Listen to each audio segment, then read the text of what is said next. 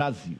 E a Cíntia Lages traz para a gente como vota a bancada piauiense, como votaram os deputados federais do Piauí, os 10 parlamentares, nesse projeto, na taxação das grandes fortunas.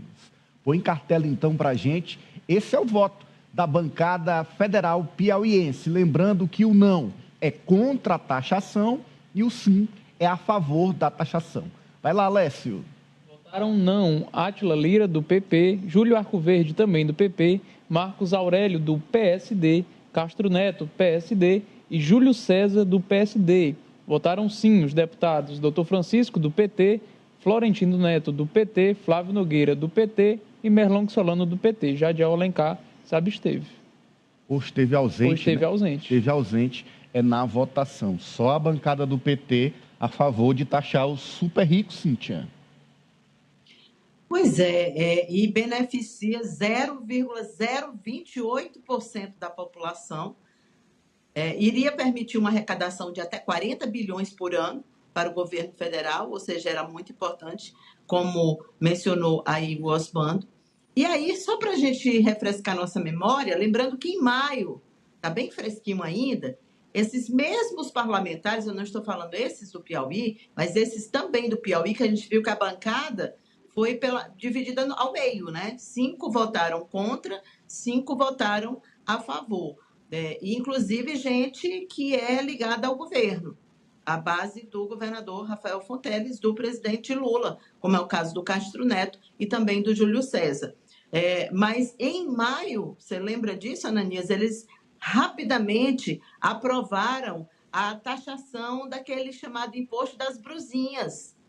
$50, compra de $50, que impactou muito, teve uma repercussão muito grande no Brasil, e naquele caso, eles votaram com muito mais facilidade e prejudicaria, entre aspas, muito mais gente do que se fosse aprovado esse imposto sobre grandes fortunas, a partir de 10 milhões de reais, né? Se a gente for imaginar quantos milionários como esses existem no Piauí. São pouquíssimos, mas a bancada, metade da bancada piauiense, entende que esses privilegiados, esses 0,028% da população, merecem ficar livres desse imposto.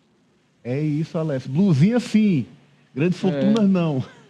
Que lógica é essa, Alessio? Não existe a lógica de se reeleger, porque muitas vezes os doadores são esses multimilionários. Então é para defender o interesse dos doadores de campanha, para manutenção, né, desses mandatos deles. Então é mais um pedido até pessoal, eu colocaria nessa conta. O próprio governo em si não pediu para que a bancada governista, para que os deputados do governo votassem de forma favorável, ao contrário, liberou.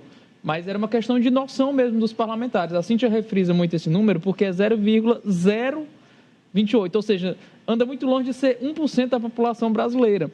Quanta gente tem nessa taxação da Shem, que tem ali seus prós e contras, mas uma população muito maior que se beneficia dessas compras internacionais. Tudo bem que tem ali seus contras, de que prejudica, de certa forma, a economia brasileira, os produtores brasileiros. Mas quando você vai colocar na ponta do lápis 0,0 algum número, isso já se torna até irrisório na minha avaliação, é mesmo um benefício individual, particular. Muitos desses deputados, fazendo igual a Cintia também, eu não cito diretamente os do Piauí, não tenho esses números nas mãos, mas muitos desses deputados federais têm sim fortunas acima de 10 milhões, que é justamente o número que vai passar, ou passaria, melhor dizendo, caso fosse aprovado, a ser taxado. Então, é um benefício próprio, estão pensando em si próprios, nas suas reeleições, porque atendendo talvez um pedido de um doador de campanha, como eu disse no início. Então, é muito colocar o interesse da população depois do seu, como sempre fazem. Então, para mim, não é nem tanto uma surpresa também, né, Nilson? João. A gente, acho que de forma antecipada, discutiu muito bem esse assunto aqui.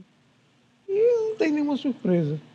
A maioria que está no Congresso pratica a advocacia administrativa, defende os seus interesses e a população sempre entra no prejuízo.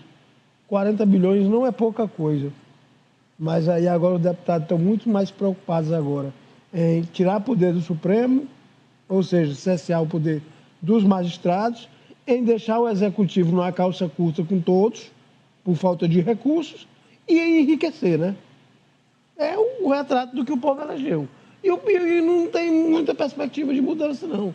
Vai continuar a mesma coisa. Se você pegar as eleições para as câmaras municipais, o retrato é exatamente esse tipo de gente que está indo ser o seu, entre aspas, representante.